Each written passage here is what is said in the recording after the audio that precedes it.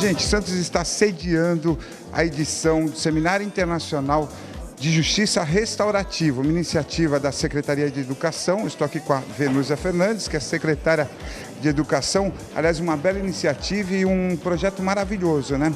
Que, na verdade, ainda não existe e está sendo implantado na cidade. Exatamente. Nós estamos comemorando os 10 anos da Justiça Restaurativa no Brasil, principalmente as práticas no estado de São Paulo. Então, por isso, nós estamos sediando o Seminário Internacional da Justiça Restaurativa, uma parceria com o Tribunal de Justiça, com o Laboratório de Convivência e também com os outros municípios. Santos está sediando esse seminário dentro da 27ª Semana de Educação Professor Paulo Freire. Essa oportunidade é muito importante para nós que estamos iniciando a justiça restaurativa como política pública no município de Santos. Santos é uma das cidades que detém o título de cidade educadora, por também oferecer aos seus munícipes atividades, exatamente coisas que vão ajudar na melhoria da sua vida, na educação ao longo da vida. Então, são práticas que são trazidas. E como cidade educadora, nós temos que também nos preocupar em oferecer uma formação para um convívio mais harmonioso, mais justo, mais harmônico.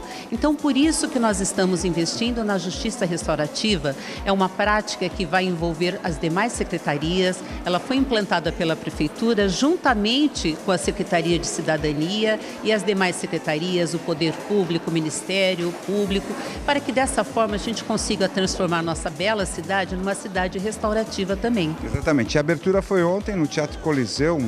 Em torno de 700 pessoas participaram, convidados internacionais fizeram palestras. Hoje aqui no campus da Unisantos, né, várias salas tomadas aí por pessoas ouvindo experiências de sucesso, né, em todo o mundo. Exatamente. Nós temos aqui pessoas de toda parte do Brasil e do exterior também.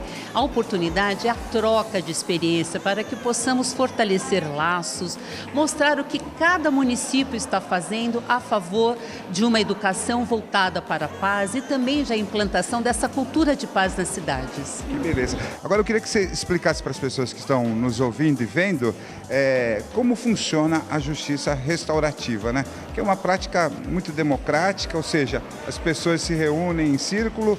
Como funciona?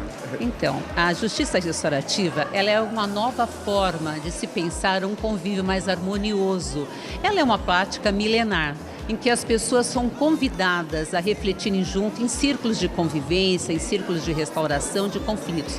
Não há a preocupação em nós julgarmos as pessoas são convidadas a participar e dessa forma, através de uma pessoa que nós chamamos de facilitador, melhor preparado, irá poder colocar as pessoas, conversar e dessa forma termos a responsabilização. É um novo olhar, é um diálogo novo para que as pessoas possam finalmente entender que nós temos que viver em harmonia e que podemos sim resolver juntos os nossos problemas de convivência. Exatamente. E quais tipos de conflitos poderiam ser resolvidos através da justiça restaurativa? Basicamente, os conflitos de convivência, né? No caso das escolas, nós estamos implantando uma cultura de paz. Então, nós estamos procurando trabalhar desde a educação infantil para que tenhamos, ao longo dos anos, essa melhor cultura na nossa cidade. Mas nós também podemos ajudar as pessoas na questão da convivência, dos problemas de conflitos, dos pequenos problemas que acontecem na escola, desta forma, facilitando mais o poder judiciário. Exatamente. Isso vai desde o bullying, né, que acontece, até outros problemas que poderiam ser resolvidos de forma harmônica. Nós sabemos que a escola é um grande laboratório de convivência e a convivência é uma arte que precisa ser aprimorada, ser vivenciada diariamente. Se fosse fácil, não seria um dos pilares da educação aprender a conviver. Então, o papel da justiça restaurativa é justamente isso, é quebrar paradigma, é um novo olhar baseado no respeito, no diálogo entre as partes, para que possamos realmente ter um convívio mais harmonioso, não somente nas escolas, mas também na comunidade onde nós agimos e vivemos, interagimos também.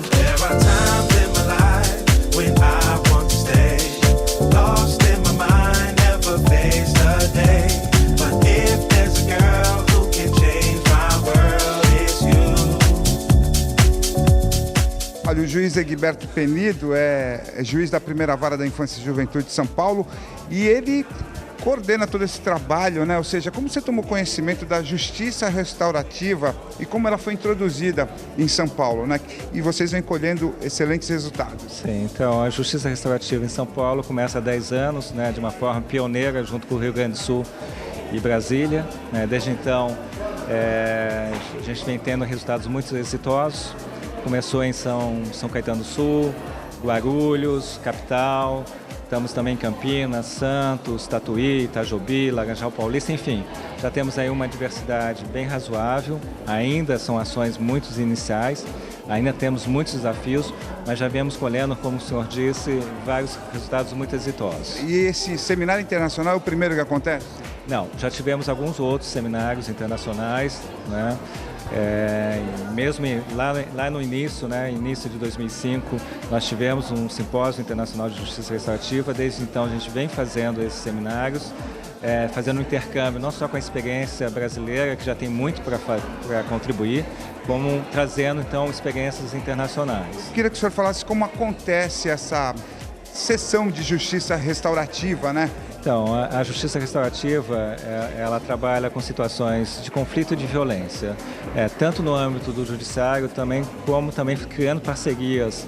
Isso é fundamental, né, com a sociedade e com a comunidade. Então, vocês têm espaços de realização de círculos restaurativos, de processos circulares, não só nas ambiências forenses, como nas escolas, conselhos tutelares, como na própria comunidade. E esses espaços, vamos dizer assim, se conversam através de fluxo e procedimento entre si. Participam, né, pessoas da própria comunidade, a vítima, ofensor, tudo isso de uma forma organizada, sem ser impositiva, né? Facilitado esse encontro por um facilitador, por um guardião, capacitado em técnicas restaurativas. Então você tem toda uma harmonização, não é uma boa vontade que de repente a pessoa, vamos colocar a vítima, o ofensor junto, para um pedir perdão ao outro, não tem nada a ver. Quer dizer, você tem ocorreu uma situação de violência, você prepara esse encontro, esse círculo, tem passos para serem observados nesse círculo, chegando no acordo, tem a forma de você acompanhar esse acordo, o cumprimento dele. Nós temos então feito isso dentro do fórum, né? Quando há uma representação ou entra um boletim de ocorrência, a gente suspende, encaminha para o setor técnico que vai organizar esses encontros, feito o acordo, volta para o juiz para homologar. O juiz e o promotor, eles não participam diretamente, o defensor pode participar, o juiz e o promotor como pessoa pode até ser um facilitador, mas em outros procedimentos.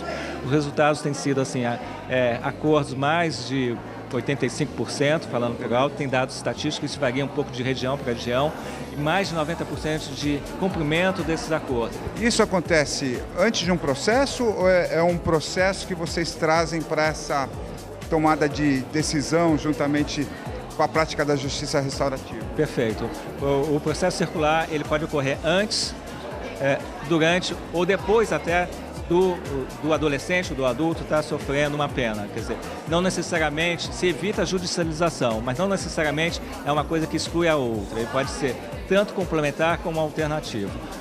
O foco ali é você então buscar não só uma responsabilização, porque nosso sistema punitivo não leva à responsabilização, a pessoa cumpre uma pena e acha que está zerado. Zerado como? O que você fez para reparar o dano?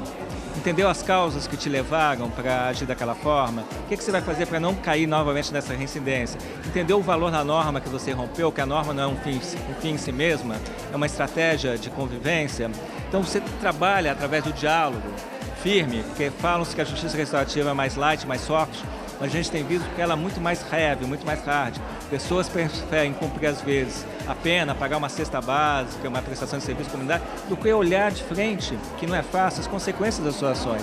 olhar para a sua estrutura familiar, pensar no coletivo, o que você vai fazer. Então a justiça restaurativa ela trabalha com uma responsabilização efetiva, de uma forma ativa, não é alguém que vai vir de cima para baixo, dizer o que é certo e errado, né? Olhando para frente, mas não mais o passado, uma vez acontecido, o que a gente vai fazer daqui para diante e buscando um aspecto muito importante, JB, é a questão da corresponsabilidade. Aquele adolescente, aquele adulto, ele é responsável porque criou uma situação de violência, ele é responsável. Ninguém vai passar a mão na cabeça dele, mas ninguém vai dar o tapa na cabeça dele também. Mas qual que é a corresponsabilidade, eventualmente, da família, da escola? Uma briga numa escola por um problema de bullying, a escola não é que tem uma corresponsabilidade, né? Eventualmente, uma menina que bateu no menino porque estava chamando ela de testuda, de seja o que for, que não era daquele dia, o que a escola estava fazendo em relação a isso? Fez alguma campanha de prevenção? Enfim, ou vai administrar esse conflito simplesmente fazendo a transferência compulsória da adolescente? O que a escola vai fazer para que aquilo não ocorra? Então, a justiça restaurativa, ela vai para além de uma solução administrativa ou pontual do conflito. Ela busca a reverberação da situação, olhando a corresponsabilidade das instituições também que levaram, contribuindo naquele conflito, aquela situação de violência. Então, ela é radical no sentido que ela vai no sentido raiz do conflito da violência. Ela vai fundo para que aquilo realmente não volte a ocorrer. Bom, e com isso a gente contribui para minimizar ou diminuir, né, os processos, né, em andamento, que são muitos no Poder Judiciário. Sim, esse é um efeito, vamos dizer, colateral. Mas o foco não é só a diminuição do trabalho, porque o Judiciário não se furta da sua obrigação constitucional. Não é essa a questão. A questão é o que a gente precisa fazer de bem feito. Porque lidar com a violência de forma violenta, e muitos instrumentais nossos são violentos, né, através do castigo, da punição, da vergonha, da ameaça, são muito violentos, eles acabam retroalimentando o circuito de violência. É como beber água do mar salgada e você não resolve. É como ir fundo na situação. Fazer um processo de conscientização, como eu disse anteriormente, de corresponsabilização efetiva. Como eu te disse, porque nesse sistema, mesmo se formos focar só para diminuir a carga de processo, que é muito importante também, quer dizer, mas fazer da mesma forma não é a solução. A gente tem que fazer isso de uma outra forma, tá? Para de fato não retroalimentar o circuito de violência. Se formos ser só punitivo, vai continuar a pessoa cumprindo a pena e achando que está zerado. E a gente tem visto que não tem funcionado. Verdade. Está aí os índices de violência, que é um fenômeno complexo, não tem funcionado. A violência é complexa, é um fenômeno complexo, não é linear. Se você só buscar a responsabilização individual, né, você só vai associar a justiça como vingança. If you wonder why I smile like there's nothing wrong at all. If you wonder why I feel so free. Olha, é muito bacana ver o jovem interessado, envolvido, né, nessa nova prática que é a justiça restaurativa, né? Você é estudante de Direito? Você estuda em Santos, não? Não, eu estudo em São Paulo, faço o PUC São Paulo e eu estou no segundo ano. Segundo ano, e de repente você tomou conhecimento dessa prática e se interessou para implantar, participar efetivamente? Então, eu tive primeiro contato com a justiça restaurativa na comemoração dos 25 anos do ECA, e quando eu ouvi já a palavra, já comecei a me interessar.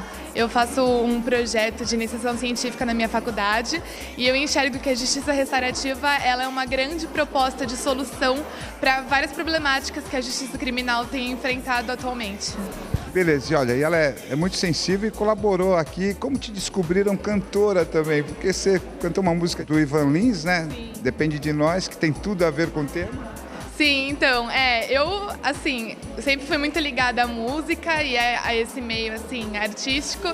E eu acho que a justiça restaurativa, ela tem tudo a ver também com esse mundo artístico, porque ela é uma coisa que vem da alma. E fiquei muito feliz de ter participado, né, de ter tido a oportunidade de cantar ontem no fechamento da abertura do seminário. E, nossa, foi muito legal mesmo. Que legal. Muito bacana ver o interesse e a participação dos jovens, como a Amabile, se envolvendo, participando e dando continuidade a esse trabalho que é muito lindo e com certeza para o mundo melhor. Parabéns.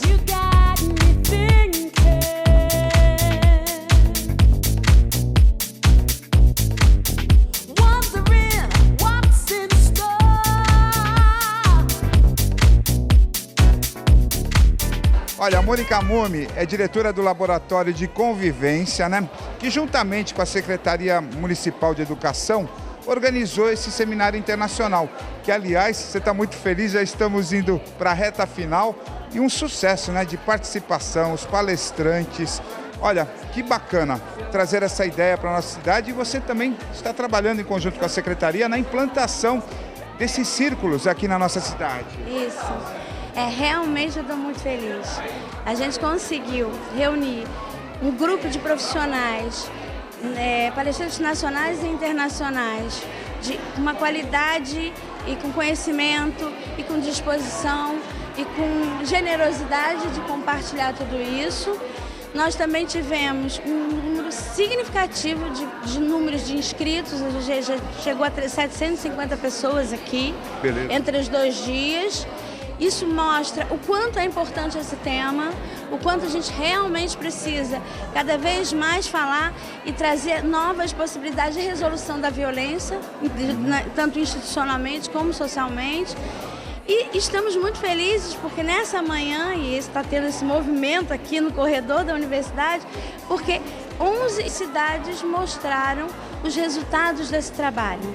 Então a gente não está falando de uma coisa utópica, a gente está falando de algo que precisa estar sendo trazido para uma dinâmica de convivência e, por mais que a gente ainda não tenha ele totalmente implementado, a gente tem resultados significativos. Então, eu estou realmente muito feliz. Exatamente. Olha, trouxeram experiências riquíssimas, né, com resultados brilhantes que mudaram, né, toda uma comunidade, uma sociedade, isso é importante. E a implantação aqui em Santos, ela está sendo feita através da Secretaria de Educação, né, na rede escolar. Sim, então a Secretaria de Educação, a Secretaria de Cidadania, chamaram também as demais, a área da segurança pública, a saúde, os conselhos tutelares, todos os parceiros da rede de garantia de direitos para pensar como que você cria uma rede forte a partir dos projetos que já existem em Santos, né? Que já tem essa perspectiva de transformação social. Como é que a justiça restaurativa pode trazer seus princípios e dialogar de maneira objetiva, mas com todo o cuidado e acolhimento que o humano precisa, para que a gente possa criar fluxos efetivamente tragam mudanças na hora que você vive uma situação de conflito. E até mesmo de prevenção, porque quando a gente está falando de educação, a gente está falando de construir um repertório prático, competências, habilidades para você estar no mundo produzindo mais paz. Isso a gente ensina e a gente aprende. Que beleza. E esses círculos de conciliação, da justiça restaurativa, vão acontecer? Tem um número mínimo de pessoas? São pessoas envolvidas no caso, pessoas que podem interferir de alguma forma no sentido de aconselhar, ou seja, falar sobre uma outra postura? Como vai funcionar? Então, os círculos, eles são procedimentos restaurativos. A gente parte do princípio de que a gente precisa envolver quem está afetado diretamente, ou seja, vítima e ofensor, entre aspas, porque a gente ainda não sabe direito qual é a história, a gente vai ouvir as pessoas, quem indiretamente está envolvido com isso e, a partir daí, construir um repertório, primeiro trabalhar sentimentos. A gente trabalha numa lógica de responsabilidade individual e coletiva. Eu sim faço escolhas de produzir violência, por exemplo, mas tem variáveis que interferem nisso. Isso é colocado no círculo.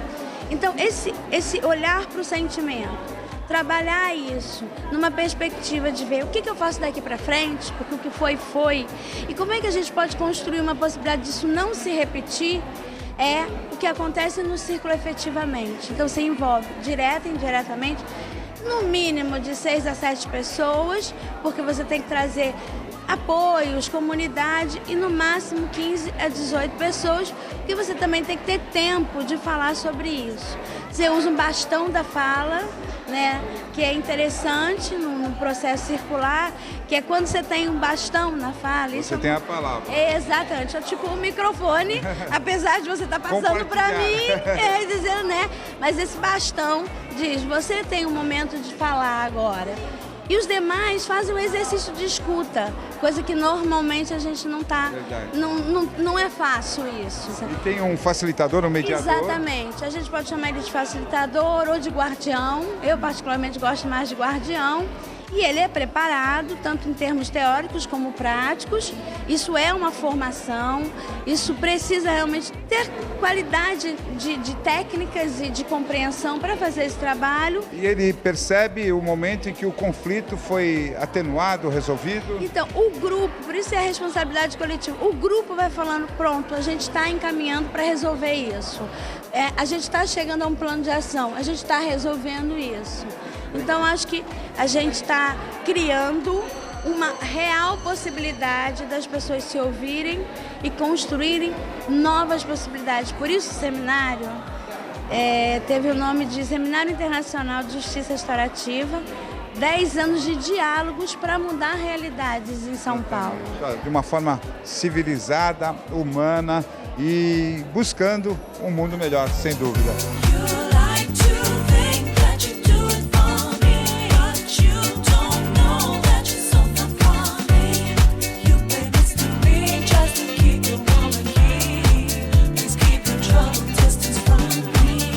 Paula Hermon é da VLI, empresa que está patrocinando o Seminário Internacional de Justiça Restaurativa. Parabéns aí pela iniciativa, né? Uma empresa com sensibilidade, né? E buscando também um mundo melhor para todos através dessa iniciativa. Parabéns. Muito obrigada. Para nós é um prazer, né, estar presente nesse seminário internacional. A VLI, né, que é uma empresa de logística integrada, né? A gente integra os ativos de ferrovias, portos, terminais. Estamos presentes aí em 9 estados, né, do país, e aqui em Santos a gente está presente no TIPLAN, né, no Terminal Integrador Portuário Luiz Antônio Mesquita. A VLI tem como um de seus pilares de atuação social a educação. Então, quando a gente conheceu, né, a Justiça Restaurativa e essa iniciativa tão linda, né, que é o Seminário Internacional, certamente o nosso interesse foi grande e para a gente é um prazer estar aqui, né, acompanhando esses 2 dias muito ricos, né, de várias experiências. Né? O dia de ontem, né, que foi o primeiro dia do Seminário Internacional, teve palestras muito ricas, né, palestrantes internacionais e também nacionais. Né? Pra gente foi um conhecimento e tanto, mais um. E hoje, né, dando continuidade aos trabalhos, é o momento de viver, né, de viver tudo aquilo que a gente ouviu ontem, agora entender e colocar na prática, né, ver como os educadores podem colocar isso no dia a dia deles. É muito interessante, para a gente é um prazer. Legal, olha, parabéns pela iniciativa, cumprimente aí a diretoria da VLI por ter patrocinado esse evento tão significativo. Parabéns.